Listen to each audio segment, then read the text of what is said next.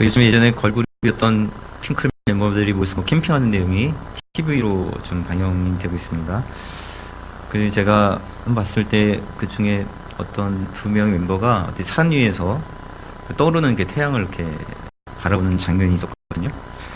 근데 만일 그때 핑클 멤버가 아니라 천동설을 주장했던 프롤레마이오스하고 지동설을 주장했던 갈릴레오가 함께 그 태양을 바라봤다면 같은 위치에서 같은 태양을 바라봤다 할지라도 전혀 다른 생각을 했을 거예요. 한 사람은 움직이는 해를 바라보고 있다고 생각할 것이고, 한 사람은 이것을 통해서 우리가 지구가 돌고 있다는 것을 확연히 느낀다고 생각할 것이고, 그죠? 두 사람이 서로 다른 생각을 하게 될 겁니다. 왜냐하면 두 사람이 서로 다른 관점을 갖고 있기 때문에 그렇죠. 그러니까 보는 관점에 따라서 생각이 달라지게 되어 있고요. 그리고 사람은 생각에 따라 움직이게 되어 있습니다. 이 사람의 행동이 이 사람의 생각이에요. 생각하고 행동이 다르지 않습니다. 이 사람의 생각이 이 사람의 행동이 되는 거죠. 그리고 이러한 생각, 그리고 그런 생각에 따라서 사람을 움직이게 하는 것은 결국엔 뭐냐면 관점이죠. 관점이 생각을 만들어내게 되고, 생각에 따라서 움직이게 되고, 충동적으로 행동했다 할지라도 그때 그 순간은 그 생각이 들었던 거니까 생각에 따라 사람들은 움직이게 되어 있는 거죠. 관점이 우리의 생각과 행동을 만들어가고 있는 것이란 말에도 크게 무리는 없을 겁니다. 말이라고 하는 것도 마찬가지예요. 말이라고 하는 것도 생각을 통해서 나오는 것이기 때문에 생각에 따라 달라질 수밖에 없거든요. 그래서 사람의 말이 변해가는 것은 생각이 변해가는 것이라 이렇게 이야기를 할 수가 있을 겁니다. 제가 설교를 시작한 지 20년이 됐는데 제가 전도사 처음 선교사할 때 설교했던 내용하고 지금 내용이 같을까요? 다를까요? 달라요. 같은 본문을 설교해도 다릅니다. 만약에 20년 전과 똑같이 설교를 한다면 그건 제게 문제가 굉장히 심각한 거죠. 20년 동안 성장을 전혀 안 했다는 뜻이니까. 사람이 20년 동안 여러 가지 경험과 지식이 쌓이기도 하고 또 없어지는 것도 있고 잊어버리는 것도 있고 또 잘못됐다고 생각되어지는 것도 있고 여러 가지 생각이 이렇게 쌓이면서 성경을 보는 관점이 달라지고 또 그 관점에 따라 또 생각이 달라질 수밖에 없는 게 우리들의 모습이죠. 그래서 또 말도 달라지는 거고요. 이러한 변화 과정은 모세 역시 마찬가지입니다. 모세는 하나님께서 주신 이스라엘에게 하나님께서 주신 그 계명들을 가르쳤던 인물이 이 모세였는데, 이러한 과정을 40년 동안 해왔어요. 이스라엘 백성들에게 하나님의 말씀을 가르치고 또 전달해주고 이런 과정을 40년 동안 해왔거든요. 근데 모세가 40년 동안 똑같은 말만 했다라면 모세오경이 쓰여질 리가 없어요. 그죠? 당연히 모세가 처음 가르쳤으면서 40년 동안 이들을 가르치면서 계속해서 뭐 어땠을까요?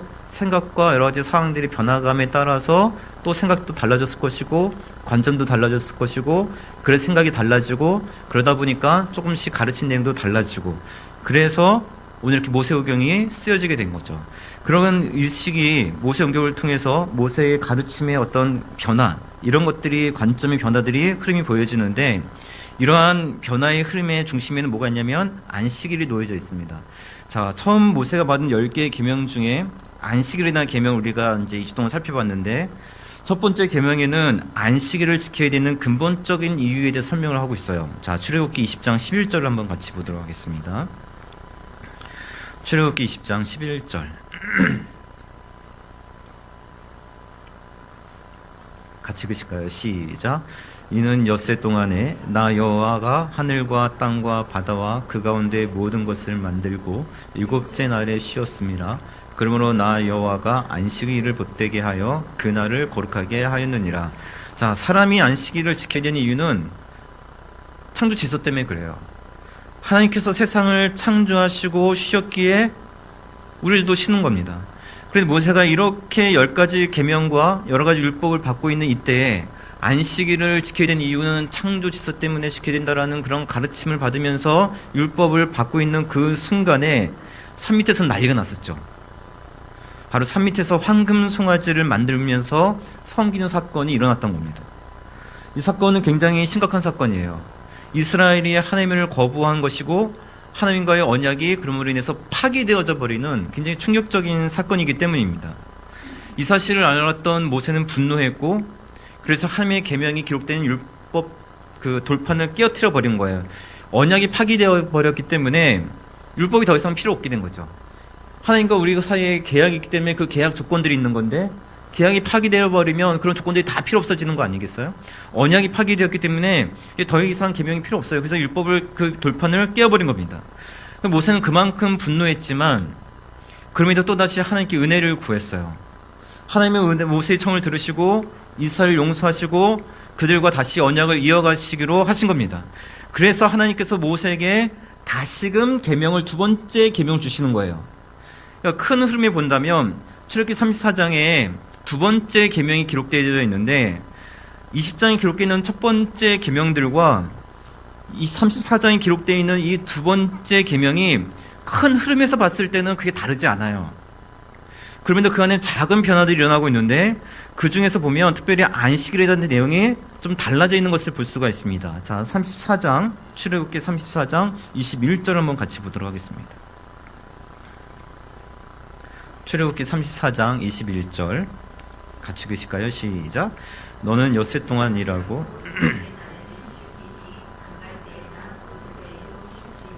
자, 두 번째 계명에서는 똑같이 7일째 안식일을 하라, 지키라라고 이야기를 하는데, 밭갈 때, 거둘 때도 지켜야 된다고 이야기하면서 조금 더 구체적인 내용으로 바뀌어져 있어요.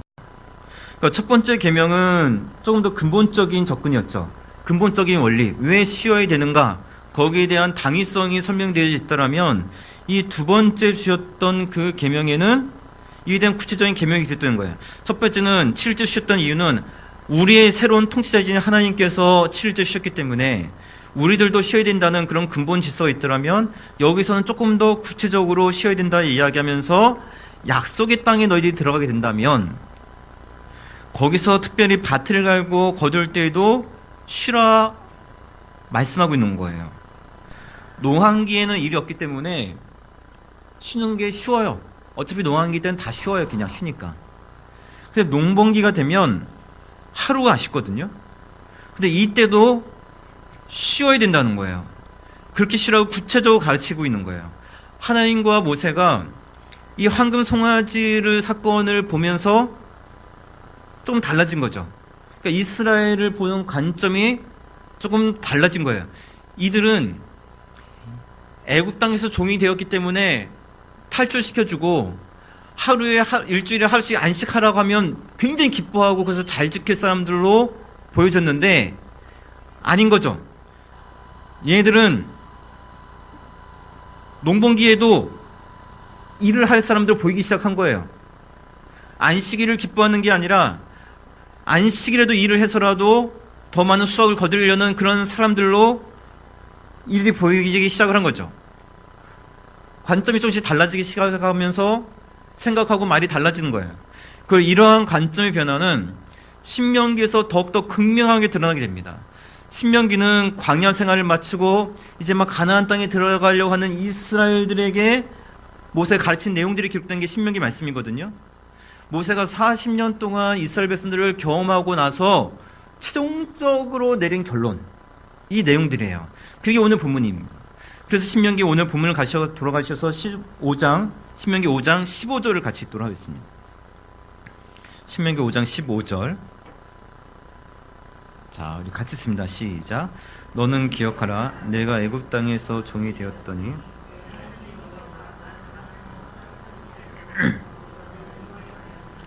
그러므로 내 하나님 여호와가 내게 명령하여 안식일을 지키라 하느니라. 자, 여기서도 그 12절부터 15절까지도 보시면 안식일을 지켜야 될 것을 말씀하고 있어요. 그러면서 창조 원리에 따라 하나님께서 안식일을 지키셨기 때문에 너희들도 안식해야 된다. 하나님께서 안식일을 거룩하게 하셨기 때문에 너희들도 그 안식일을 지켜야 된다라고 이야기를 하는데, 마지막에 이 말을 덧붙이고 있단 말이에요. 너희들 꼭 기억을 해야 된다. 그러니까 이 근본적인 원리, 창조 질서에 따라서 쉬는 것도 굉장히 중요하지만 지금 모세가 어디에 더 초점 맞추면서 어디를 강조하고 있냐면 이 기억하라는 것에 더욱더 초점 맞추고 있는 거예요. 너희들 꼭 기억해야 된다. 그건 뭐냐면 종살이를 하던 애굽을 탈출했던 것은 한 전적인 하나님의 은혜였다는 것을 너희들이 반드시 기억을 해야 된다라는 것을 여기서 덧붙이고 있는 거예요. 모세가 40년 동안 이스라엘 백성들과 함께하면서 볼 거 다 보고 경험할 거 다 경험하고 나서 안식일에 대해서 가르친 내용이 바로 이 내용인 거예요. 출애굽을 기억해야 돼. 그리고 안식일을 기억해. 너희 출애굽 시켜주셨다는 것을, 하나님께서 출애굽 시켰다는 것을 너희들이 기억하지 못한다면 가나안 땅에 들어가서 안식일을 제대로 지키지 못할 거야. 이런 생각이 모세에게 들어왔던 거예요. 그러면 우리가 알고 있는 성경치 시간에서 한번 이스라엘 백성들의 삶을 한번 봅시다. 이스라엘이 약속의 땅에 들어가서 가나안 땅에 들어가게 됐는데 이들이 그거에 있어서 안식일을 지킬까요? 지키지 않을까요? 이스라엘이 안식일을 잘 지키는 민족입니까? 안 지키는 민족입니까? 잘 지키는 민족이잖아요. 목숨 걸고 지킵니다, 얘들. 잘 지키는데 선지서들 보면 특별히 이사야에 이런 말씀이 있어요. 제가 읽어드릴게요. 만일 안식일에 내 밭을 금하며 내 성의를 오락을 행하지 아니하고 안식일 그로 즐거운 날이라 안식일 여호와 성의를 존귀한 날이라 너희들이 이것을 존귀 여기고 그것을 잘 지킨다면 이렇게 나왔어요. 그럼 내가 복을 줄 거다라고 얘기했거든요. 이게 이사야에 여러 군데 나타나고 있고 다른 선지서에도 나타나고 있는 글이에요. 안식일을 잘 지키면 은혜를 주겠다는 거예요. 그러면 안식일을 잘 지키면 은혜를 줄 거야 라고 계속해서 이사야 강조하고 있다는 것은 이스라엘이 안식일을 잘 지킨다는 뜻입니까? 안 지킨다는 뜻입니까? 안 지키니까 이런 말씀이 계속 반복되는 거죠. 이스라엘이 안식일을 형식적으로 잘 지켜요. 왜냐하면 이스라엘 사회는 종교 사회이기 때문에. 그러니까 사회, 문화, 법 모든 것이 율법에 기반을 두고 있어요. 율법에 기초를 두고 있죠. 그래서 안식일을 지켜요. 우리도 마찬가지잖아요. 우리는 주일에 빨간 날이라 쉬어요. 그죠? 그냥 제도적으로 이렇게 쉬게 돼 있잖아요. 그래서 우리는 쉬어요. 이스라엘도 당시에는 어디서 찾아볼 수 없는 안식일이 보장되어 있는 나라예요. 안식일에 쉬어요. 근데 안식일을 제대로 지키지 않아요. 쉽게 말하면 이것을 거룩히 지키지 않는 거죠. 모세가 40년을 얘들 가만히 지켜본 결과 얘들 안식일을 제대로 거룩하게 지키지 않을 애들로 보이기 시작을 하는 거예요. 그래서 안식일을 거룩히 지켜라 라고 이야기하고 있는데 12절과 13절에서 안식일을 거룩히 지켜야 되는 그 이유를 이야기하면서 14절에 안식일은 거룩히 지킨다는 것은 어떤 것인가? 14절에 이렇게 설명하고 있습니다. 14절을 같이 읽습니다. 시작. 일곱째 날은 내 하나님 여호와의 안식일인즉 너나 내 아들이나 내 딸들이나 내 남종이나 내 여족이나 내 소나 내 나귀나 내 모든 가축이나 내 문 안에 유하는 객이라도 아무 일도 하지 못하게 하고 내 남종이나 자, 약속의 땅에서 안식일을 지킬 때에는 집안에 있는 모든 사람을 안식하게 해야 돼요. 짐승까지 다 쉬라고 하는 이야기는 짐승이 움직인다는 것은 누군가가 움직이게 하는 거잖아요. 그죠? 그러니까 그런 사람이 없을 정도로 다 쉬게 하는 거예요. 쉬되 맨 마지막 보시면 중요한 말이 있죠. 너같이 안식하게 하라고. 그죠? 주인처럼 쉬도록 하라는 거예요. 농한기 때는 지킬 수 있을까요? 쉬워요. 농번기 때 지키기 쉬울까요? 어려울까요? 어렵죠. 이들이 약속의 땅에 들어가면 공식적으로 안식일을 지켜요. 그러나 농번기가 되면 종들을 조금씩 움직이게 해요. 한 사람이 움직이면 옆에 있는 사람이 움직이기 시작하고 옆에 있는 사람이 또 움직이면 그 옆 동네도 움직이기 시작하고 옆 동네가 움직이면 그 앞 동네도 다 움직이기 시작하고 그렇게 움직이기 시작해요. 안식일은 지키는데 거룩하게 지키지 않는 거예요. 그러니까 형식으로는 율법에 기반둔 사회이기 때문에 백성들처럼 보이지만 좀 하나님의 백성들처럼 안식일을 지키는 것처럼 보이지만 실상은 애굽의 경제 시스템에서 벗어나지 못하고 있는 거죠. 모세가 40년 동안 이들을 지켜본 결과 애굽의 시스템을 벗어나기 정말 힘들어하는 사람들이에요. 바로가 국고성을 쌓는데 자신이 벽돌 짓어 쌓습니까? 아니면 종들을 시킵니까?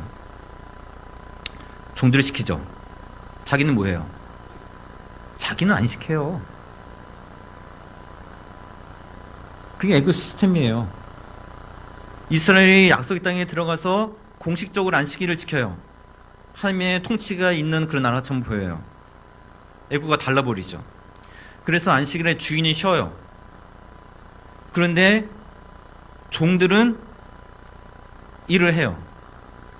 애굽의 주인이었던 바로는 쉬었어요. 땅의 주인이었던 이스라엘 백성, 이 가나안 땅의 주인은 쉬어요. 애굽의 종들은 안식 없이 일을 해요. 이 땅의 종들은 안식 없이 일을 해요. 같아요, 달라요? 같은 거 아니에요?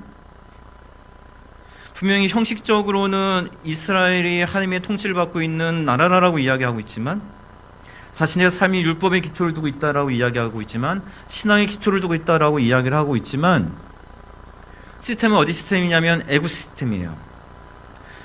하나님이 주시고자 하는 안식은 주인만 안식하는 안식이 아니에요. 이 시스템은 애굽의 시스템이에요. 지금 이들을 겪어보니까 이스라엘이 애굽의 시스템을 벗어나기를 어려워한다는 것을 모세가 깨달은 거예요.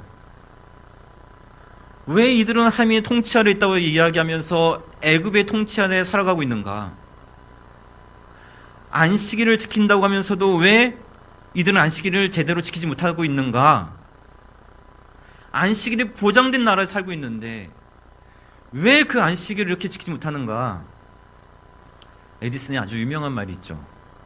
천재는 1%의 영광과 99%의 노력으로 이루어진다는 말이 있어요.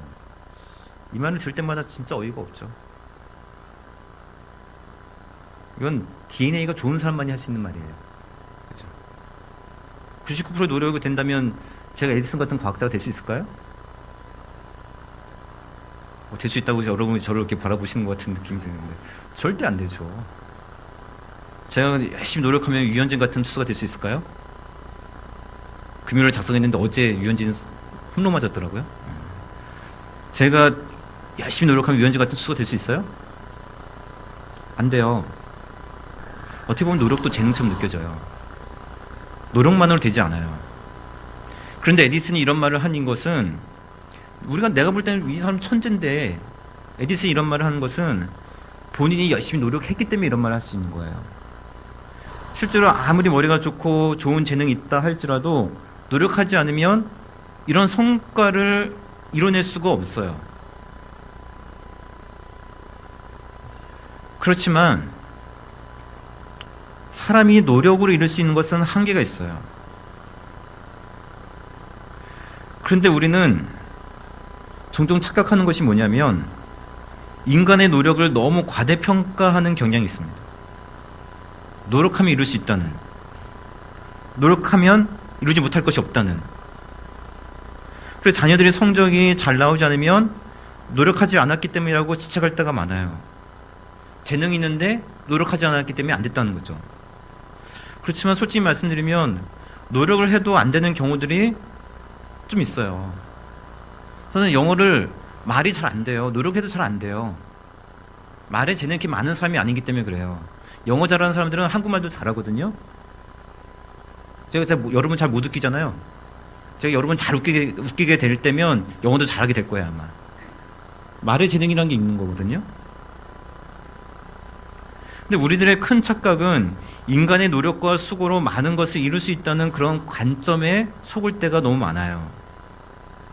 안식일에 대한 흐름이 창조 질서에서 시작되었지만 신명기에서는 출애굽해 주신 하나님을 지켜야 된다는 그 강조점으로 흐름이 변화가 이루어지고 있어요.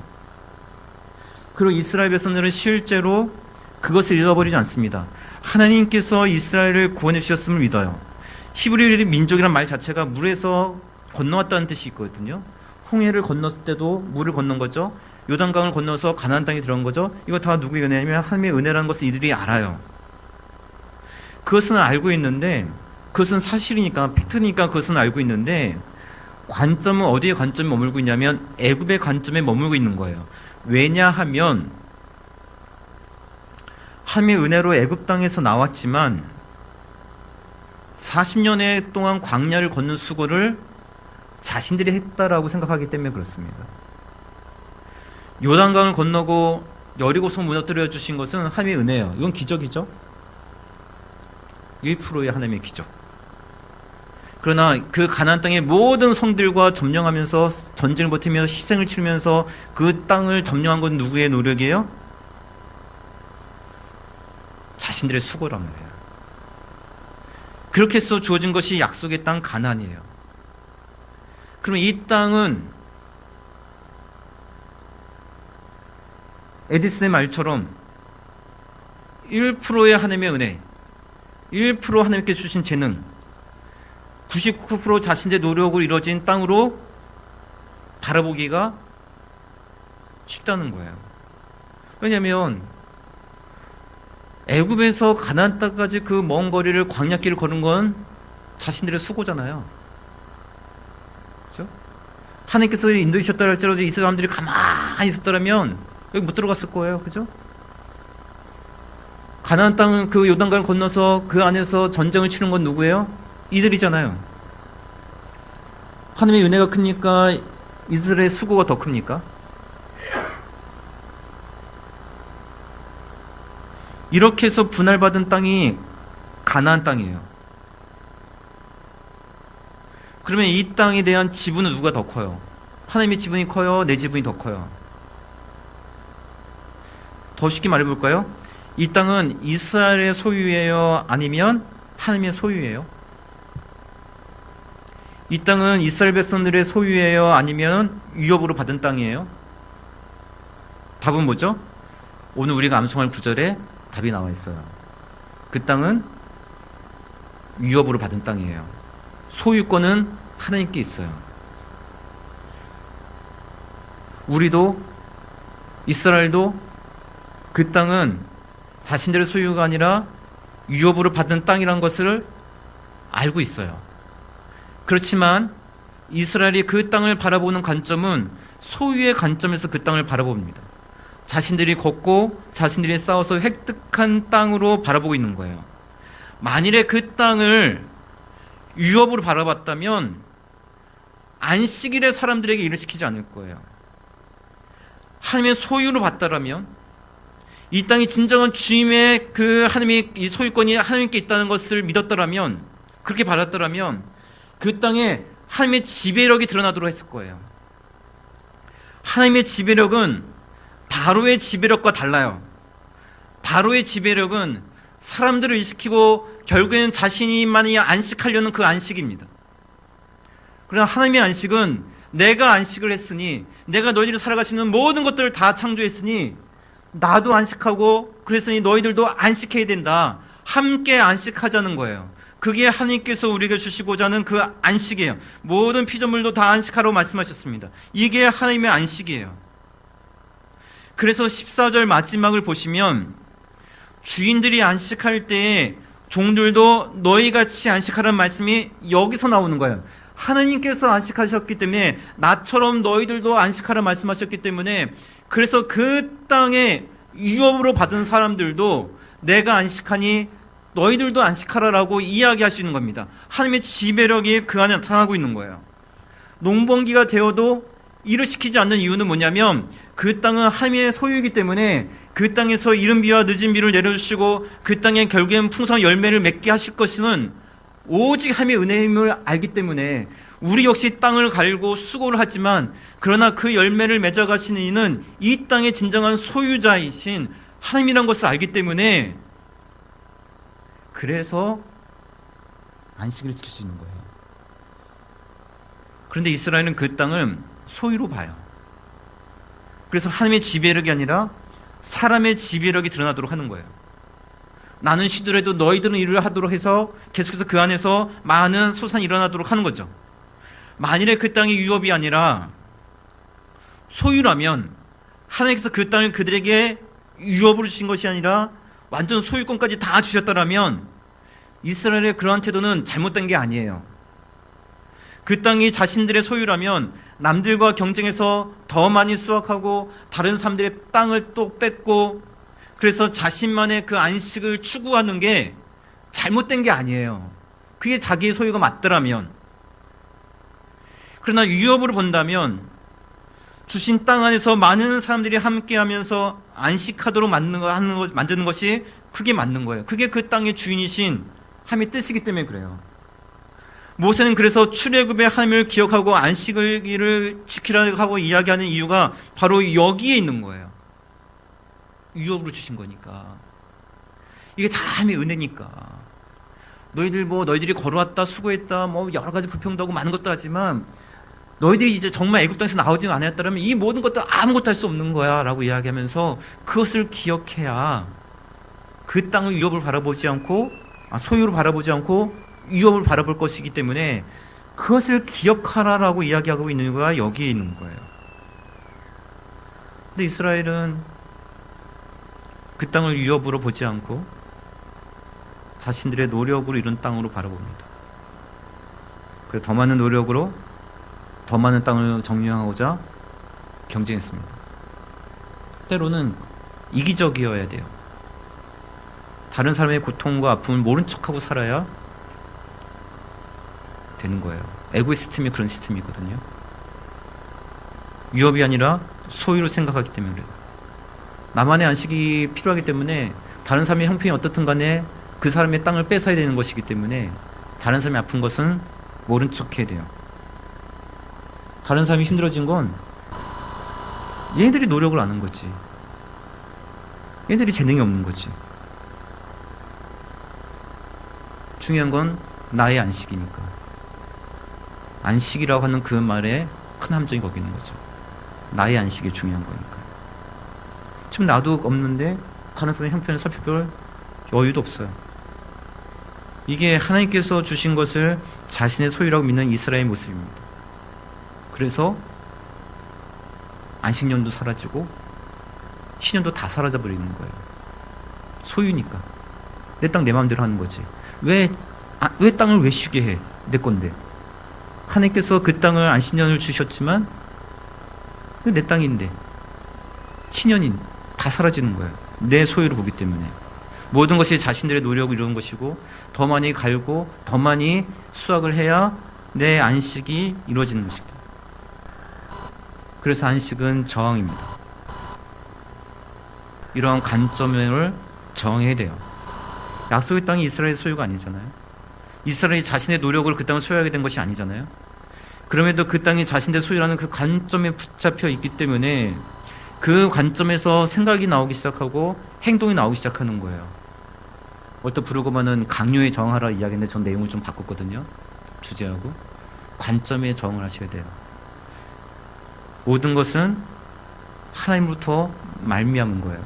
근데 내 거라고 생각해요. 내 재능이라고 생각하고 내 노력이라고 생각해요.